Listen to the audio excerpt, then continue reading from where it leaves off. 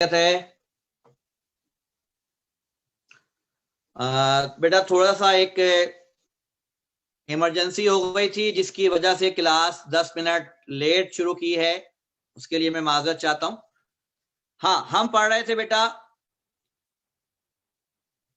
Application of first law of thermodynamics. First law of thermodynamics कहता है कि जब हम किसी बॉडी को हीट देते हैं तो वो उसकी इंटरनल एनर्जी में चेंज करता है और वर्क करता है। इसकी 4 एप्लीकेशन है, 2 मैं पढ़ा चुका हूं, आइसोबैरिक और आइसोकोरिक। आइसोबैरिक के न्यूमेरिकल जो है वो मैं करा चुका हूं, आइसोकोरिक के न्यूमेरिकल नहीं है। आज 2 एप्लीकेशन उसकी आज और पढ़ेंगे ताकि ये खत्म हो जाए टॉपिक। तीसरी एप्लीकेशन पढ़ाने जा रहा हूं, आइसोथर्मल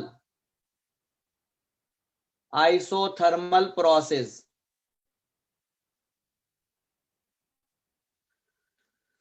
बेटा जैसे कि नाम से जाहिर है, आइसो माने सेम, थर्मल यहां टेम्परेचर से मतलब लिया गया है, यानी ऐसा प्रोसेस जिसमें हम टेम्परेचर को कांस्टेंट कर दें। Such thermodynamical process in which temperature of the system remains constant is called isothermal process। जब टेम्परेचर को कांस्टेंट कर देंगे तो टेम्परेचर में जो चेंज है वो नहीं होगा, टेम्परेचर चेंज नहीं होगा, जाहिर कांस्टेंट चेंज नहीं होगा। मेरा बेटा जो इंटरनल एनर्जी होती है वो डिपेंड करती है टेम्परेचर पर। अगर टेम्परेचर चेंज नहीं होगा तो इंटरनल एनर्जी भी चेंज नहीं हो सकती। हमने टेम्परेचर को कांस्टेंट रखा, ये मैं आपको समझाऊंगा कि हम टेम्परेचर को कांस्टेंट कैसे रख सकते हैं। फर्स्ट लॉ ऑफ थर्मोडायनामिक्स कहता है कि जो सिस्टम को हीट देंगे वो इंटरनल एनर्जी में चेंज करेगा और वर्क करेगा। मैंने कहा आइसोथर्मल में मैं टेम्परेचर को चेंज होने नहीं दूंगा, डेल्टा यू हो जाएगा 0। तो पता ये चला कि सारी की सारी एनर्जी सिर्फ वर्क डन में खर्च हो जाएगी।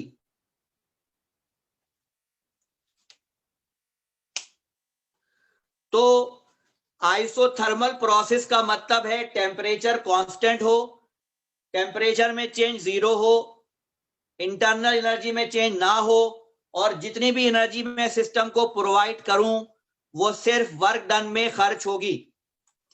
अब जहन में ये सवाल आपके आएगा कि सर टेम्परेचर को कांस्टेंट कैसे कर सकते हैं, जबकि हम बॉडी को हीट दे रहे हैं, टेम्परेचर को कैसे चेंज कांस्टेंट रखें। तो देखें,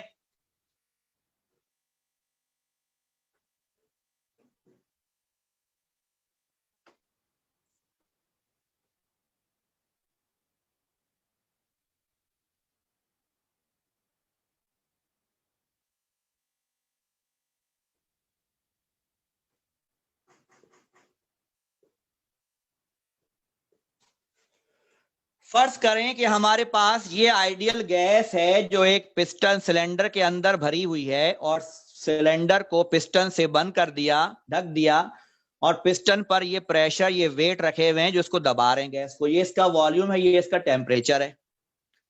बेटा जब मैं इसको हीट दूंगा,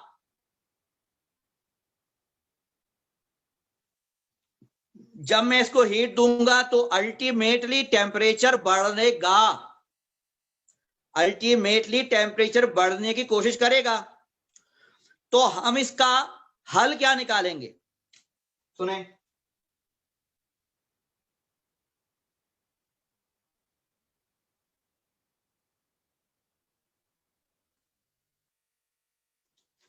हाँ, इसका हल ये निकालेंगे सॉरी, के ऊपर रखे हुए वेट्स हटा देंगे, कम कर देंगे। नतीजे में जब ऊपर से हम प्रेशर कम करेंगे तो गैस के मॉलिक्यूल इस पिस्टन को धक्का देंगे, एफर्ट लगाएंगे ऊपर की तरफ, पिस्टन ऊपर चला जाएगा।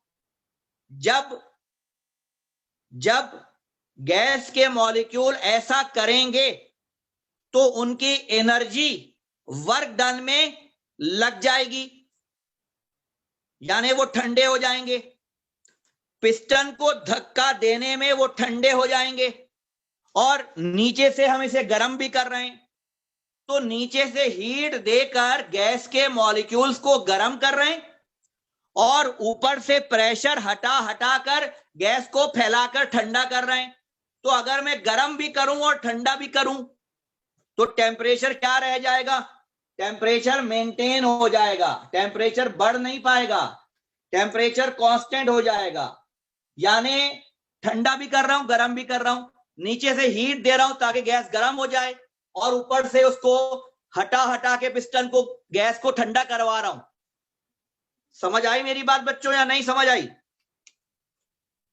टेम्परेचर मेंटेन रहेगा, वॉल्यूम बढ़ जाएगा, प्रेशर कम हो जाएगा।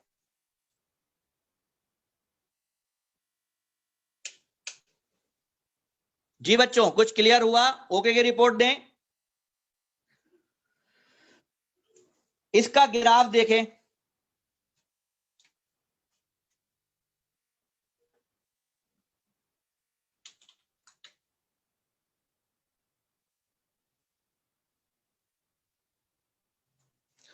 ये इसका ग्राफ है। जब प्रेशर ज्यादा था तो वॉल्यूम कम था, टेम्परेचर कांस्टेंट रहा, प्रेशर कम किया, वॉल्यूम बढ़ गया। यानी प्रेशर कम करने से वॉल्यूम बढ़ गया, टेम्परेचर कांस्टेंट रहा। अरे जरा सोचो, ये कौन सा लॉ है? ये किसने फरमाया था? ये किसने कहा था कि टेम्परेचर अगर कांस्टेंट हो तो वॉल्यूम प्रेशर के इनवर्स प्रोपोर्शन होता है? कुछ याद है? बॉयल ने कहा था। तो बेसिकली तुम सोचो कि बॉयल ने टेम्परेचर को कांस्टेंट कैसे रखा? ऐसे रखा।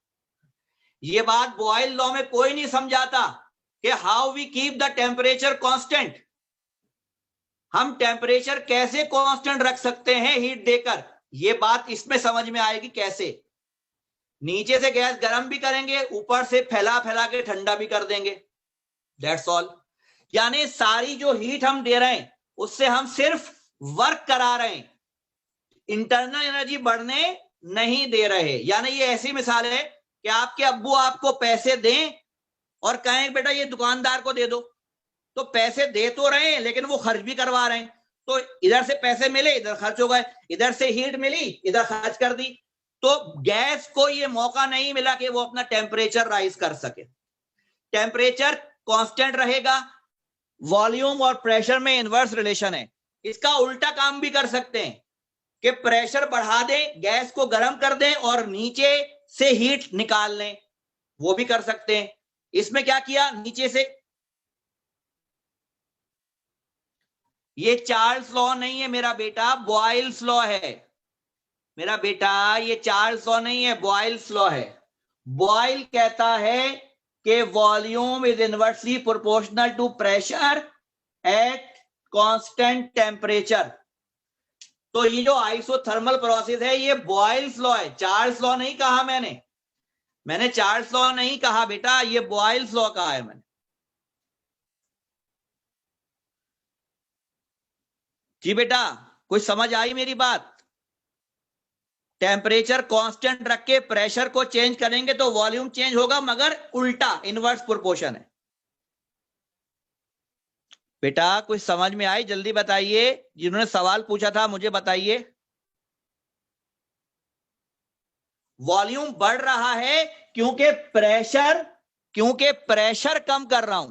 तो प्रेशर के देखो, पहले यहां 4 वेट थे, अब यहां 2 वेट हैं, यानी 2 वेट कम कर दिए, यानी प्रेशर कम कर दिया। तो प्रेशर कम करने से वॉल्यूम बढ़ गया, प्रेशर कम किया, वॉल्यूम बढ़ गया। टेम्परेचर तो कांस्टेंट रहा। तो टेम्परेचर अगर कांस्टेंट हो तो वॉल्यूम और प्रेशर में इनवर्स रिलेशन होता है, यही तो समझा रहा हूं।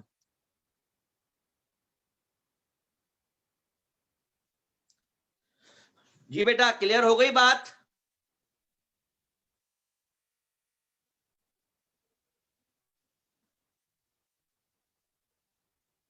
मैं समझा नहीं बेटा आपकी बात। हीट रिजर्वायर किया जाता है मतलब, मैं समझा नहीं बेटा आपकी बात। टेम्परेचर कांस्टेंट कैसे रहेगा अगर हीट, गैस का टेम्परेचर स्टेट तो चेंज हो नहीं रही है, जाहिर है गैस को गर्म करके मैं कुछ और तो बनाऊंगा नहीं, तो गैस का स्टेट तो चेंज हो नहीं सकता गर्म करने से। तो यहां पर गैस का टेम्परेचर कैसे कांस्टेंट रखेंगे, कैसे कांस्टेंट रखेंगे, गर्म भी करेंगे और उससे कहेंगे जो हीट दे रहे हैं उससे वर्क करो, इंटरनल एनर्जी मत बढ़ाओ। इधर से गर्म कर रहे हैं, उधर से ठंडा कर रहे हैं, गर्म ठंडा बैलेंस रहेगा, तो टेम्परेचर बढ़ने नहीं देंगे हम। ठीक है, तो बताइए आइसोथर्मल कौन सा लॉ है, आइसोथर्मल कौन सा लॉ है? बॉयल्स लॉ है, शाबाश। आइसोथर्मल बेसिकली बॉयल्स लॉ है। अच्छा, तुम लोग जानते हो कि बॉयल के लॉ में पीवी बराबर कांस्टेंट होता है, ये जानते हो कि बॉयल्स के लॉ में प्रेशर और वॉल्यूम का प्रोडक्ट सेम रहता है, कांस्टेंट रहता है।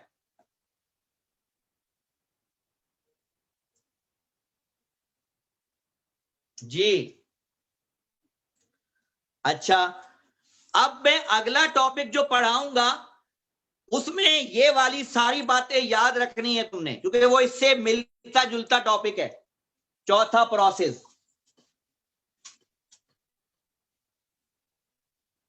चौथा प्रोसेस और आखिरी प्रोसेस है, फोर्थ है एडियाबेटिक प्रोसेस। बेटा एडियाबेटिक प्रोसेस वो प्रोसेस कहलाता है जिसमें हम बॉडी को ना हीट दे सकते हैं ना उससे हीट ले सकते हैं, ना हीट दे सकते हैं ना हीट ले सकते हैं। अब अगर मैं फर्स्ट लॉ ऑफ थर्मोडायनामिक्स लगाऊं तो फर्स्ट लॉ कहता है कि डेल्टा क्यू बराबर है delta U plus delta W, ये हो गया जीरो, तो delta U plus delta W ये इधर ले गए, माइनस का डेल्टा यू बराबर डेल्टा डब्ल्यू, या डेल्टा यू बराबर माइनस का डेल्टा डब्ल्यू, या ये माइनस कर लो या ये बात एक ही है। पहले बताओ ये जो मैथमेटिक्स समझाई समझ आ गई? अब ये हो क्या रहा है वो मैं समझाऊंगा।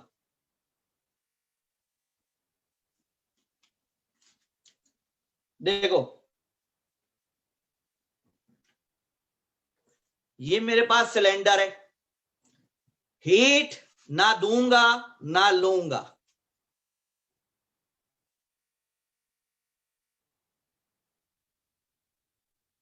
इसकी दीवारें और इसका पिस्टन कंप्लीटली इंसुलेटेड है, इंसुलेटेड यानी ना हीट यहां से जा सकती है बाहर ना निकल सकती है, सिर्फ एक रास्ता है हीट के जाने का, वो है बेस, वो है बेस। और बेस को मैं रख दूंगा इंसुलेटेड पैड पर, यानी लकड़ी या थर्मोपोल की शीट, कोई ऐसी चीज रख दूंगा जो हीट को जाने नहीं देगी, जो हीट को अंदर जाने नहीं देगी। अब ये मेरे पास गैस मौजूद है, गैस का टेम्परेचर है T1, प्रेशर है P1 और वॉल्यूम है V1। पहले बताओ मैंने तुम्हें जो समझाया कि भाई हीट अब नहीं जाएगी ना आएगी, तो ये समझ आ गया?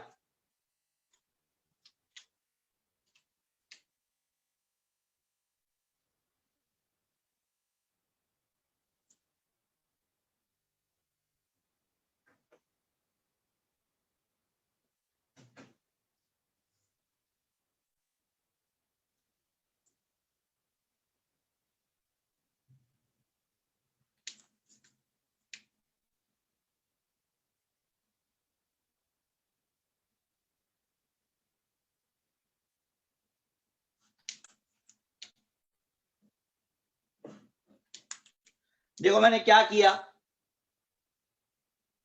मैंने इंसुलेटेड पैड रख दिया ताकि हीट ना अंदर जाए ना बाहर जाए। और मैंने क्या किया, ऊपर रखा हुआ प्रेशर, 4 वेट थे ना, 4 थे, 2 रखे 2 छोड़ दिए।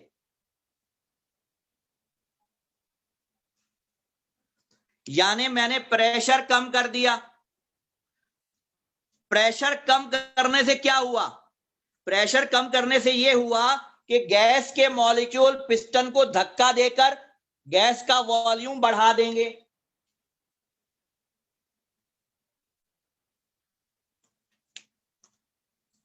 सुनना गौर से, सुनना गौर से। क्या किया, प्रेशर कम किया, उससे क्या हुआ, फिर वॉल्यूम बढ़ गया। प्रेशर कम किया, वॉल्यूम बढ़ गया। तो ये काम तो आइसोथर्मल में भी होता है, ये काम तो आइसोथर्मल प्रोसेस में भी था कि प्रेशर कम किया था, गैस फैल गई थी। मगर आइसोथर्मल में टेम्परेचर क्या रहता है, आइसोथर्मल में टेम्परेचर क्या रहता है, कांस्टेंट रहता है। ये आखिरी काम यहां नहीं रहेगा, इसलिए नहीं होगा कि जब ये गैस फैलेगी तो गैस ठंडी हो जाएगी, और जब गैस ठंडी हो जाएगी तो टेम्परेचर भी चेंज हो जाएगा। तो पिछले वाले में और थर्ड प्रोसेस में और फोर्थ में फर्क क्या है, आइसो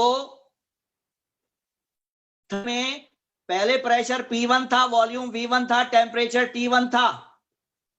बाद में प्रेशर P2 हुआ, वॉल्यूम V2 हुआ, मगर टेम्परेचर T1 का T1 रहा। तो एडियाबेटिक में क्या फर्क है, एडियाबेटिक में फर्क है, पहले प्रेशर P1 था, वॉल्यूम V1 था, टेम्परेचर T1 था, मगर प्रेशर भी चेंज हुआ, वॉल्यूम भी चेंज हुआ, टेम्परेचर भी चेंज हुआ। ये आखिरी वाली बात इसमें नहीं सेम रहती। ये फर्क है आइसोथर्मल में और एडियाबेटिक में। कुछ समझ आया, प्रेशर कम हुआ, वॉल्यूम बढ़ गया, मगर टेम्परेचर सेम रहा। यहां पर प्रेशर कम हुआ, वॉल्यूम बढ़ गया, मगर टेम्परेचर भी चेंज हुआ। हाँ जी, टेम्परेचर डिक्रीज होगा, गैस ठंडी हो जाएगी, टेम्परेचर डिक्रीज हो जाएगा।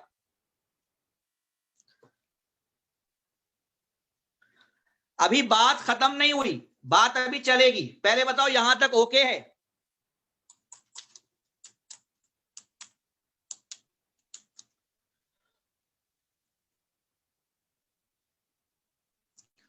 अच्छा ये बताओ इस प्रोसेस में वर्क हुआ या नहीं हुआ, इस प्रोसेस में वर्क हुआ कि नहीं हुआ? हुआ, इसलिए कि पिस्टन ने जगह चेंज की, वर्क हुआ।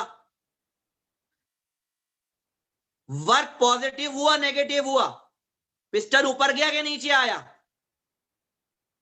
पिस्टन जब ऊपर जाता है तो वर्क पॉजिटिव होता है, वर्क पॉजिटिव हुआ। ईमानदारी से बताओ, वर्क पॉजिटिव हुआ। लेकिन गैस ठंडी हो गई, गैस का टेम्परेचर कम हो गया। तो मेरा बेटा टेम्परेचर कम होने से इंटरनल एनर्जी बढ़ गई या कम हो गई? कम हो गई। गुड। इसीलिए ये वाला जो प्रोसेस है वो ये रहा, गैस ने वर्क पॉजिटिव किया लेकिन उसकी इंटरनल एनर्जी का चेंज नेगेटिव आ गया, गैस ठंडी हो गई। ये वो मिसाल है कि रमजान में हम खाते पीते नहीं है, इनटेक खत्म, ना खा सकते हैं, नहीं खा सकते। वर्क डेली के काम हम कर रहे हैं, मगर वो वर्क करने के लिए एनर्जी, अपनी बॉडी की इंटरनल एनर्जी को इस्तेमाल कर रहे हैं। हमारी इंटरनल एनर्जी कम हो रही है, हमारी चर्बी कम हो रही है। तो डेल्टा यू इंटरनल एनर्जी कम हो रही है, वर्क पॉजिटिव हो रहा है, काम हो रहा है पूरा। हम खाना नहीं खा रहे तो हमारी बॉडी की इंटरनल एनर्जी कम हो रही है। बात समझ में आई कि नहीं?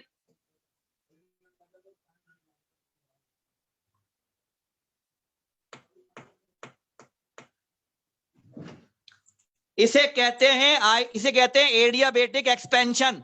एक्सपेंशन में प्रेशर कम करते हैं, वॉल्यूम बढ़ जाता है, गैस ठंडी हो जाती है, ये वाला प्रोसेस। जबकि ये इसका उल्टा है।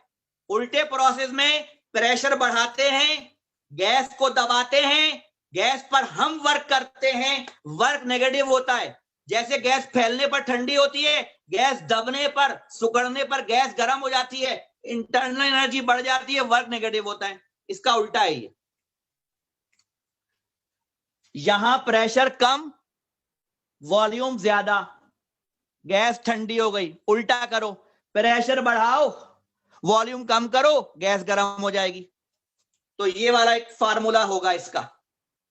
है ये भी एडियाबेटिक, मगर ये एडियाबेटिक एक्सपेंशन है, ये एडियाबेटिक कंप्रेशन है।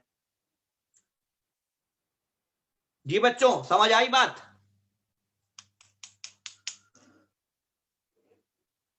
अच्छा, अभी बात चलेगी, थोड़ी बात और चलेगी, थोड़ी बात और चलेगी।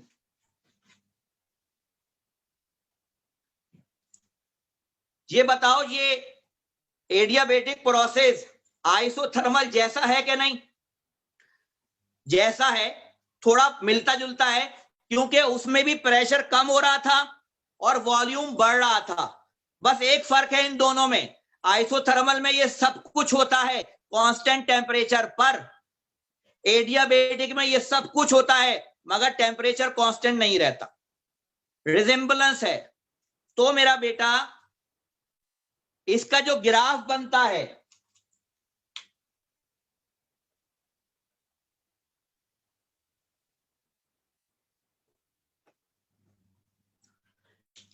इसका भी यही है, प्रेशर कम हुआ, वॉल्यूम बढ़ गया, inverse relation. P1 V1 T1, P2 V2 T1। ये जो मैंने बनाया था ये आइसोथर्मल था, इसमें टेम्परेचर सेम रहता है, आइसोथर्मल था। इस ग्राफ को कहते हैं आइसोथर्म। ये पिछला वाला ग्राफ है, पिछला वाला, ठीक। एडियाबेटिक ग्राफ, जो ग्राफ बनता है वो भी इस जैसा बनता है।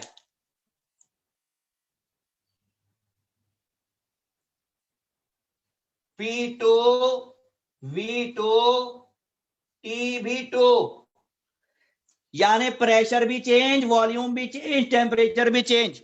तो ग्राफ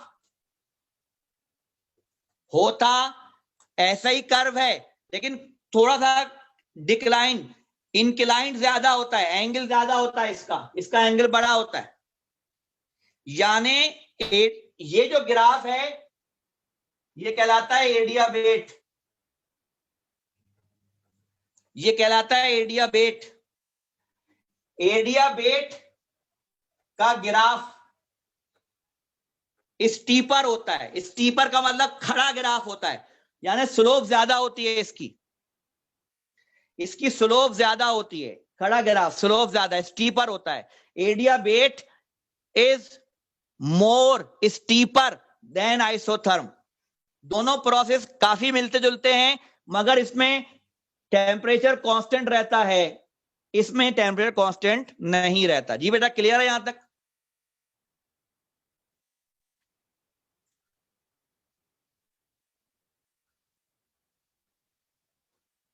आखिरी बात, इस टॉपिक की आखिरी बात,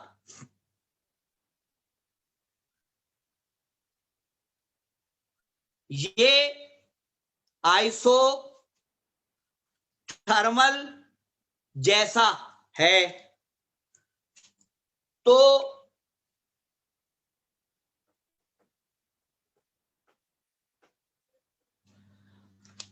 ये आइसोथर्मल में ये होता है, क्योंकि आइसोथर्मल बॉयल्स लॉ है। तो क्या बॉयल्स लॉ में ये होता है? आइसोथर्मल में ये होता है?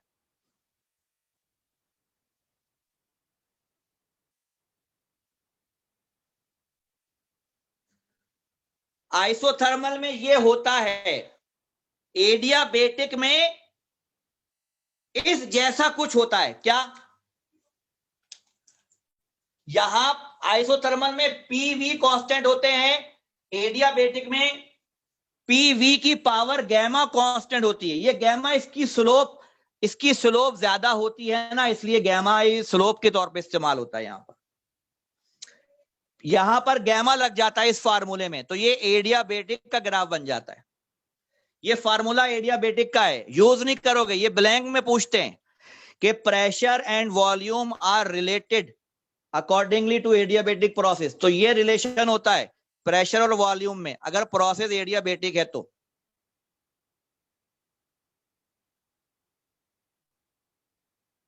नहीं नहीं नहीं, गैमा एक एंगल नहीं है, गैमा एक कांस्टेंट है जिसका जिक्र आगे आएगा, कल बताऊंगा इंशाल्लाह, कल कराऊंगा, वो थोड़ा जिक्र आएगा उसका।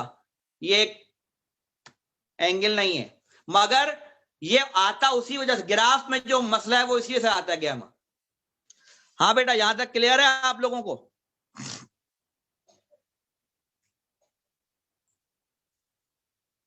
तो आज हमने दो प्रोसेस पढ़ लिए हैं, आइसोथर्मल और एडियाबेटिक।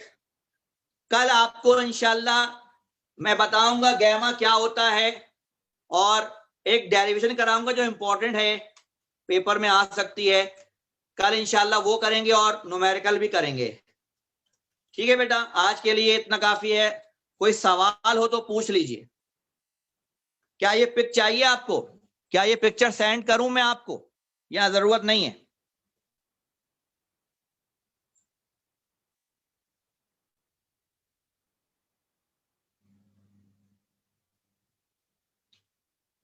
ओके, ठीक है बेटा, ठीक है। ओके बेटा, इंशाल्लाह